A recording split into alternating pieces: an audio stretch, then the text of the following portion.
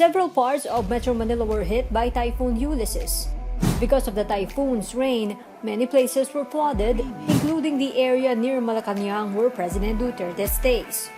Water from Pasig River overflowed near Malago Clubhouse in the Presidential Security Group compound where President Duterte is holding office and residence. The photos were from Senator Bongo, who was there when the President attended the online ASEAN Summit and when Duterte addressed the people on Typhoon Ulysses. Gusto kong lumabas, gusto kong lumangoy.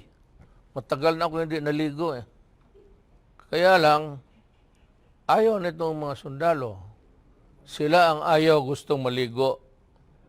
Ibig sabihin. So, ganun no ang sitwasyon.